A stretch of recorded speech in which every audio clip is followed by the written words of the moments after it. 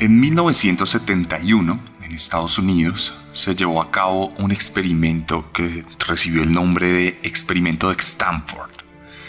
En este experimento, el Centro de Estudios Psiquiátricos y Psicológicos abrió unas vacantes para que unos voluntarios se presentaran a cambio de una paga muy buena y jugaran un juego de rol. En ese juego de rol, la intención era que algunos de ellos iban a ser caracterizados como reos de una prisión, mientras que otros iban a ser caracterizados como los guardias de esa misma prisión. El director de este centro de estudios fungiría en el papel de director de la prisión. Los estudios estuvieron dictaminados y llamados a no convocar a nadie que tuviera ningún tipo de problema de ira, problema psicológico, problema psiquiátrico o antecedente penal, de manera que eliminaran de cierta forma los participantes que pudieran estar sujetos a comportarse como seres violentos. La convocatoria fue todo un éxito. Más de 80 personas se presentaron, la mayoría de ellos jóvenes, y la mayoría de ellos autodenominados como pacifistas o personas en contra de la guerra de Vietnam y de otro tipo de conflictos alrededor del mundo. De ellos fueron elegidos varios para este experimento y se les empezó a pagar con la condición de que estuvieran dispuestos y listos para que en cualquier momento empezara la función. Los que fueron caracterizados como reclusos fueron capturados en sus propias casas y fueron llevados a los sótanos del Centro de Estudios de Stanford. Este centro fue adecuado como un lugar de prisión, como un lugar lleno de barrotes, de celdas y de espacios que lo hacían ver como una cárcel auténtica. El experimento estaba destinado a durar 2 semanas, pero la verdad es que tan solo duró 6 días. Porque cuando empezó, pasaron tan solo unas horas para que empezaran los recrudecimientos de la violencia, para que empezaran los abusos y la violación de derechos humanos. En la cárcel se pudieron ver comportamientos tremendamente violentos. Los reclusos o quienes actuaban como reclusos fueron obligados a hacer lagartijas con peso en su espalda, fueron torturados, fueron humillados y fueron obligados a hacer trabajos forzados de los cuales no volverían en una sola pieza. Mientras tanto, el director del experimento simplemente veía desde su posición y tomaba apuntes. El resultado, una alarmante conclusión. Los seres humanos estamos predispuestos a la violencia. Estamos predispuestos a tomar el rol de victimarios, de verdugos, y estamos dispuestos a asesinar si así se nos ordena o si así se nos dice que debe pasar. Estamos dispuestos a celebrar y a disfrutar nuestra posición de victimarios, a sentirnos bien en la represión y a sentirnos bien en el odio, en la violencia y en la represión de nuestros semejantes. Este experimento ocurrió hace 50 años exactamente, y hoy en día en las calles de Colombia vemos los resultados de ese mismo experimento, vemos otras muestras de violencia y de represión. Bienvenidos a Serialmente. Este es un podcast que está en paro, como mi país. En Colombia seguimos protestando, y mientras sigamos protestando, nuestro programa seguirá hablando de ello.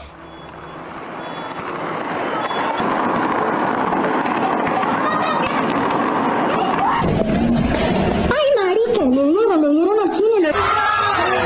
¡Ay, parce, lo mataron! ¿Cómo se celebra porque quedó los dos bombes? El SMAT acaba de matar un compañero acá en Madrid. ¿Por qué disparas, zapa? Dios mío, señora, ha salido esta mamita, por Dios. Entonces que me mates porque me voy conmigo.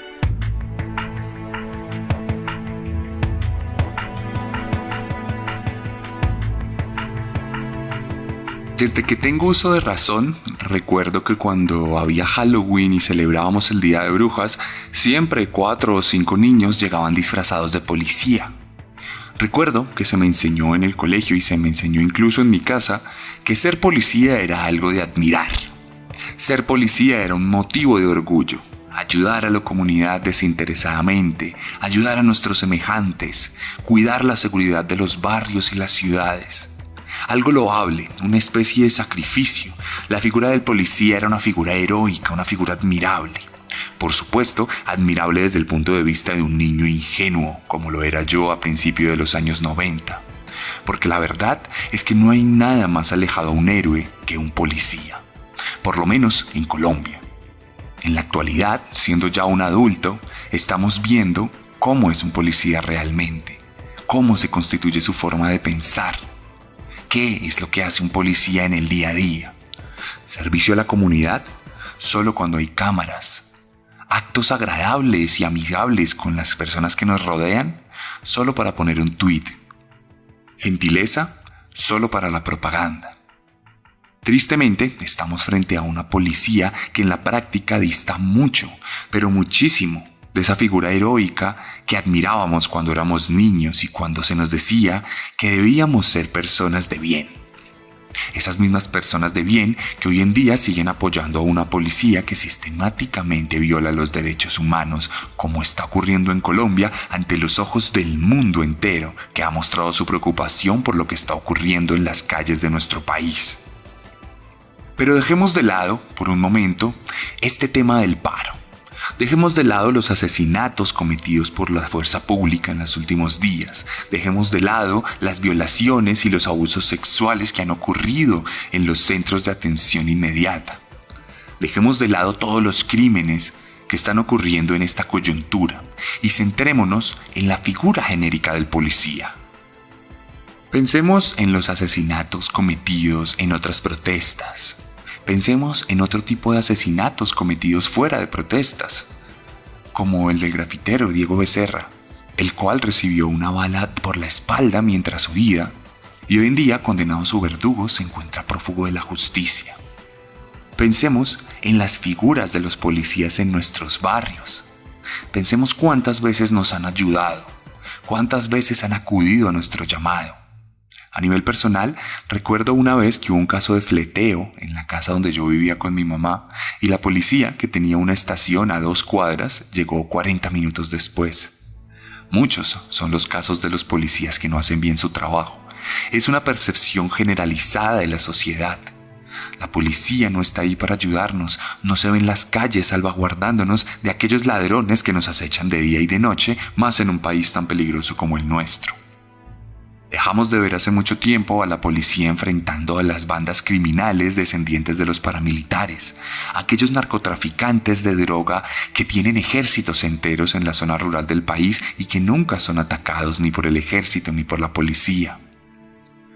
Tenemos en cambio casos incontables, a los que ellos mismos tratan de manzanas podridas, policías que extorsionan a la comunidad para no cerrar sus negocios. Cada vez que alguien abre una tienda, llega un policía, le ofrece sus servicios y le dice que debe pagar una vacuna, porque si no la paga, hará lo posible y lo imposible por cerrar su negocio. Tenemos policías dentro de bandas criminales, que cuando han sido desmanteladas por otro tipo de investigaciones, se ha descubierto que están integradas por uniformados, que aprovechan su condición de ley para poder romperla más fácil.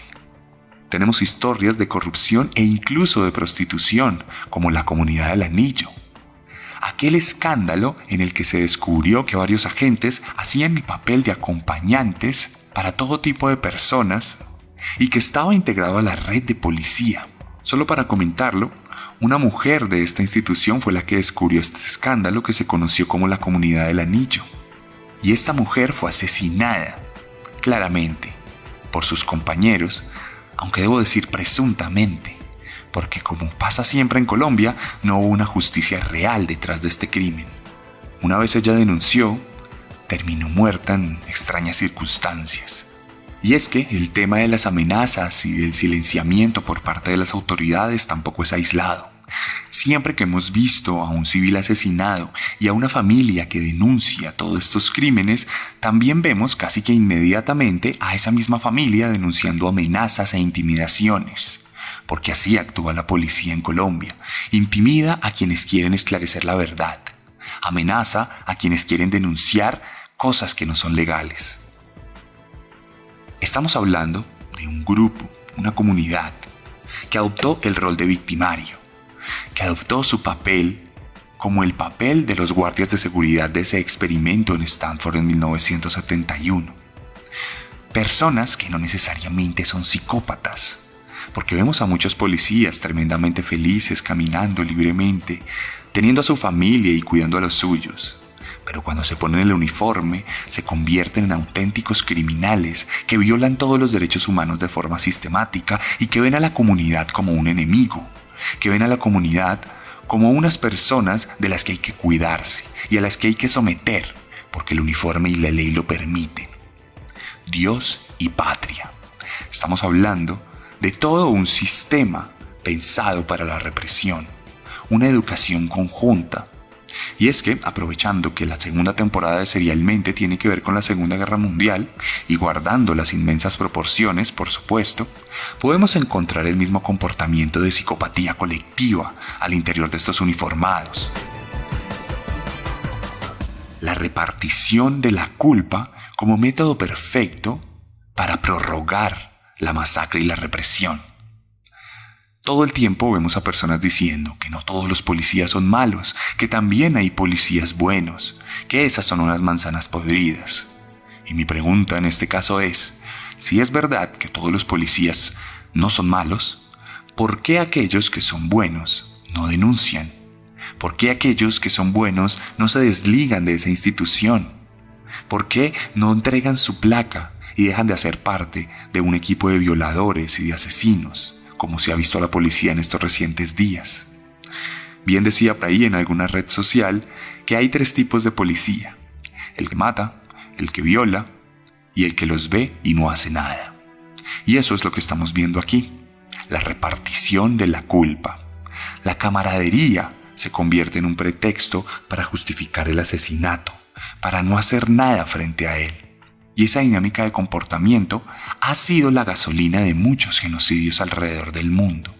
Los ejércitos fundamentan su comportamiento en el odio colectivo, en las órdenes y en el sometimiento. Y es que no soy yo especulando sobre la violencia policial, no soy yo esgrimiendo una opinión personal, ni mucho menos. Soy yo sustentándome en cifras oficiales comprobadas, con apertura de investigaciones y con otro tipo de leguleyadas que han dañado la justicia real. Durante el 2020, la Policía Nacional de Colombia asesinó a 86 civiles en nuestro país, en distintos acontecimientos no necesariamente ligados a protestas o a nada por el estilo. En ese mismo año, en Bogotá nada más, aumentó en un 500%, la imposición de comparendos por distintos motivos por parte de la fuerza pública. Estamos hablando del peligro de todo el poder que se le ha venido dando a la policía, no solo desde que nos gobierna la extrema derecha en nuestro país hace 20 años, sino también en el marco de una pandemia que permitió que los estados se volvieran represivos. Y aunque nos estábamos quedando en casa, en las calles vimos cómo la policía se volvió intocable y cómo ante cualquier situación ponían un comparendo o incluso perpetraban una captura, con torturas y todo tipo de falta de protocolos de por medio. Entre 2017 y 2019, en mi país hubo 39.613 casos de violencia física por parte de los agentes de la ley contra civiles desarmados. Buena parte de ellos contra poblaciones vulnerables como indígenas, población LGTBI y también afrodescendientes. Y es que este es otro escenario que hemos visto en el comportamiento sistemático de la policía, no solo en el paro, sino en todos y cada uno de los días que transcurren en Colombia hace décadas. Una fuerza pública aliada con el establecimiento, aliada con la clase alta que sostiene al establecimiento en su lugar de poder. Una fuerza pública mascota de aquellos quienes deciden quién puede caminar por su barrio y quién no. Una privatización del espacio público a manos de quienes ostentan el poder, mientras la policía como ejército privado hace que esa privatización se vuelva algo real, algo que nadie pueda reclamar. Vemos varios casos de policías que asesinan a una persona por faltar los protocolos, que disparan contra un civil que está en estado de excitación, pero que no hacen nada cuando es un ladrón quien está haciéndole daño a la comunidad. ¿Por qué será que siempre que necesitamos de un policía en medio de un crimen nunca aparece?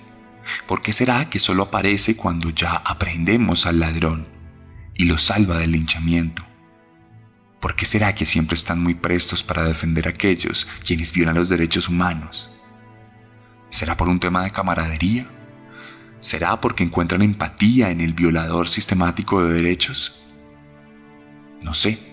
Lo único que sé es que en el marco del paro siguen subiendo las cifras.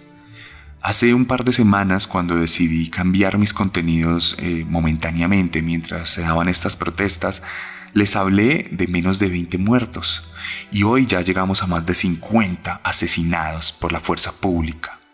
Lo peor es que varios de ellos ni siquiera estaban en las protestas. Hoy en la tarde salió una noticia de un policía retirado que salió a mercar y que recibió una bala de la policía. Una persona que ni siquiera estaba relacionada con las protestas y que probablemente estaba a favor de la represión. La represión y la violencia no distinguen credo político. Cuando le damos tanto poder a los uniformados, no hay forma de que terminemos discerniendo a quienes sí y a quienes no. Pueden ser sus amigos, pueden ser su familia. No tenemos que estar en la primera línea de las protestas para caer víctimas de un sistema represivo. Lo vimos en las dictaduras en Chile, en Argentina, y aunque acá todo el tiempo se jactan de que es una democracia antigua, la verdad es que en la práctica estamos viviendo una dictadura. Violación sistemática de derechos humanos por parte de la fuerza pública, utilización de militares para reprimir movimientos civiles, criminalización de la oposición, concentración de poder en todas las ramas, la ejecutiva, la judicial, la legislativa, todas están bajo el mismo manto. Los medios de comunicación mienten, los medios de comunicación no dicen la verdad porque hacen parte también de todo el sistema de poder. Si eso no es una dictadura, díganme que no es una dictadura. Hablemos de cifras. Nosotros, como democracia, tenemos en estos últimos 20 años más ejecuciones de Estado que las que tuvo Chile o que las que tuvo Argentina durante las dictaduras. Y el número sigue avanzando. Ha habido más de 2.000 casos de brutalidad policial en los últimos 15 días en Colombia. Cerca de 20 abusos sexuales por parte de la fuerza pública. Y lo hemos visto en video. Hemos visto a los jefes de policía instigando a sus propios subalternos a que abusen de las mujeres. Recientemente tuvimos un caso muy fuerte con una chica menor de edad, cuyo nombre no voy a decir a petición de su familia, pero que fue muy sonado en Colombia, que se volvió una bandera, una de las tantas banderas, tristemente, de este paro nacional. Una chica que fue capturada por 4 agentes del SMAT, el Escuadrón Móvil Antidisturbios de la policía. Fue llevada a una URI, a una unidad de respuesta inmediata, y allí fue acosada sexualmente. Allí tuvo una escena de violencia sexual en la que fue manoseada y en la que fue tocada por 4 hombres armados, 4 hombres con armaduras, contra una mujer de menos de 17 años. Esta mujer fue dejada en libertad cuando se dieron cuenta que su padre era policía también. Pero ella no soportó el robo de su propia dignidad, ella no soportó la victimización de la que fue parte y terminó por suicidarse. Entonces, lo que ocurre después es que el comandante de policía negó enfáticamente estos hechos, aunque luego salieron a la luz con todas las pruebas y la verdad, y aquellos 4 policías fueron retirados de su labor. No sabemos qué va a pasar con la investigación, porque en este país la policía se juzga sola, y eso es un tremendo problema. Hay mucha impunidad alrededor de todo el comportamiento de la policía, y cuando hay impunidad, la gente se envalentona y actúa como actúa. Por eso, la única forma en que han dejado de disparar ha sido cuando los reflectores y las cámaras de los periodistas internacionales los han grabado. Pero fuera de eso, mientras grabo este podcast, sigue la represión. En este momento en Jumbo, sobre todo, están cayendo balas, están cayendo explosiones y varios camiones de la fuerza pública están llegando para reprimir aún más a manifestantes pacíficos y desarmados. Lo triste es que todo este camino de adoctrinamiento al interior de la policía ha llegado a ser tan fuerte que cuando se le entrevistó al papá de esta chica, él lo único que dijo es que ¡qué embarrada! Literalmente dijo así: el compañero que cometió la embarrada, hay que ver si paga o no. Primero la policía que tu propia hija. Primero el deber y la represión que la dignidad. Hemos podido ver imágenes tremendas alrededor de todo este paro. Si usted no es de Colombia, estoy seguro que igual las ha visto, porque nos hemos cuidado mucho de mostrar en redes sociales la verdad de todo. Hemos visto a policías disparando de forma directa contra los manifestantes. Ni siquiera estamos hablando de los disparos de balas reales, que ya de por sí constituyen un tremendo crimen de lesa humanidad. Estamos hablando de estos lacrimógenos que se disparan con una escopeta y que por ley internacional deben ser disparados de forma parabólica. Pero los agentes del SMAT los disparan de forma directa y a corta distancia. Ayer, de hecho, tuvimos un muerto en Popayán. Una persona que recibió un gas lacrimógeno en su garganta y que le destruyó la tráquea y murió desangrado. Podemos ver las imágenes, todas las imágenes sistemáticas de la violación de todos los protocolos por parte de la fuerza pública. Podemos ver disparos directos de sus escopetas, podemos ver la utilización de un sistema nuevo llamado Venom, el cual está prohibido utilizar fuera de la tanqueta, pero que ellos sistemáticamente utilizan desde el piso y de forma directa a los manifestantes mientras graban y se ríen. Me imagino que deben tener grupos de WhatsApp donde comparten esto y ponen un eslogan típico de ellos: Dios y patria. Dios y patria. También hemos visto cómo no siguen los protocolos y cómo siguen torturando a personas totalmente reducidas que no se están resistiendo. Hemos visto cómo utilizan los CAI para atacar y torturar personas. Hemos visto a más de 500 desaparecidos. Hemos visto historias tan tremendas como la que alguien el 1 de mayo fue capturado, llevado por el SMAT y hace un par de días apareció flotando en el río Cauca. Estamos viviendo en Colombia una de las represiones más terribles en la historia. Estamos viviendo una de las represiones más increíbles jamás vista en nuestra tierra. Y eso que nuestra tierra ha sido tierra de violencia, de sangre y de represión. Más de 20 personas han perdido sus ojos por cuenta de este disparo indiscriminado. Personas que luego de, en una operación, perder su ojo, salen nuevamente a las calles, porque son personas que creen en lo que está pasando, que creen en un cambio, que creen que es justo que nos libremos de este sistema que nos tiene reprimidos hace más de 2 décadas. Mientras tanto, el presidente anuncia en televisión que recrudecerá la violencia, que mandará a la fuerza pública a romper todos los bloqueos y que no negociará. En Chile tardaron 3 meses de protestas y hoy en día están celebrando una nueva constituyente. En Argentina la fuerza pública perdió toda su legitimidad después de la represión de la dictadura y hoy en día no se atreven a ser tan increíblemente psicópatas como lo fueron hace unas décadas.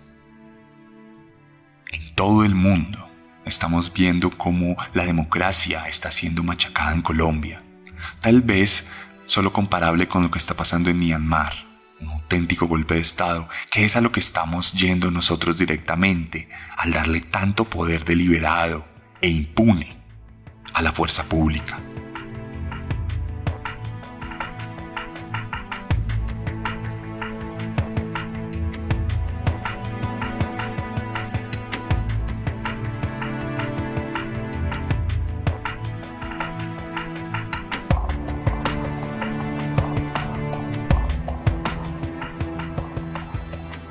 Para cerrar, quiero contarles que un par de décadas después del experimento de Stanford, la BBC descubrió una serie de problemas y de fraudes alrededor de ese experimento. Resulta que los hombres que hicieron de guardias recibían órdenes del director del experimento, recibían órdenes para cumplir la ley, para mantener en un sistema de calma la cárcel y para someter a los reos a una deshumanización progresiva. Ese experimento no terminó demostrando que el ser humano esté predispuesto para la violencia, para reprimir y para acabar con las personas.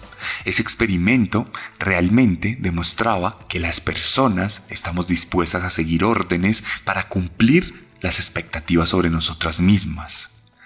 Es decir, que aquellos guardias de la prisión lo único que hicieron fue congraciarse con el director, fue cumplir lo que se esperaba de ellos, de la misma forma en que los policías cumplen sistemáticamente lo que se espera de ellos, lo que un sistema de poder les dictamina. ¿A quién tienen que atacar? ¿A quién tienen que reprimir? ¿A quién pueden tomar de botín? Estamos hablando de un experimento a gran escala, Colombia como escenario de psicopatía. La BBC hizo nuevamente ese experimento, pero esta vez no hubo ningún tipo de relación entre el director y las personas que cumplían su papel como guardias de seguridad. El resultado, mucho menos represión, mucho menos violencia e incluso escenarios de convivencia. Se demostró entonces que si se adecúa de la manera correcta, las personas pueden liberarse de su función de verdugos, liberarse de su condición de psicópatas y ser personas pacíficas, ser personas humanas. Dicho esto, creo que es claro que mi país necesita rápidamente una reforma policial. Necesitamos reformar las instituciones, necesitamos cambiar el lenguaje al interior del adoctrinamiento, necesitamos despolitizar la policía, necesitamos despolitizar el ejército, necesitamos que nuestros jóvenes que se van a la policía, porque no hay nada mejor en la vida, porque es la única forma de ganarse 2 salarios mínimos, dejen de ser convertidos en máquinas de guerra, máquinas de matar deshumanizadas que disfrutan de la violación de mujeres, que disfrutan del asesinato de hombres, que disfrutan de las amenazas y que se dejan ver a sí mismos como una secta y una hermandad, que necesita ante todo la impunidad y la complicidad de sus propios compañeros antes que la justicia propia. Mi país, entre tantas reformas, necesita una reforma policial. Necesitamos que deje de ser parte del Ministerio de Defensa. Necesitamos que desde las altas esferas se quiera cubrir con un dedo aquella explosión social a la que hemos llegado luego de siglos de desigualdad.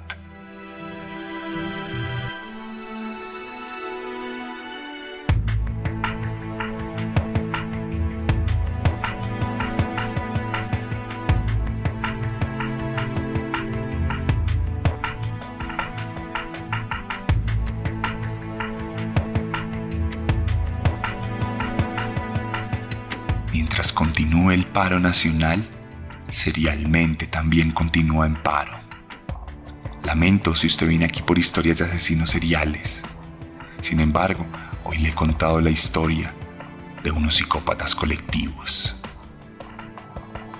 Vamos a ver si en 8 días volvemos con nuestra programación habitual o tenemos que tomar la dolorosa decisión de seguir llorando por nuestro país. De seguir llorando por nuestros muertos, de seguir llorando porque siempre podemos ser peores.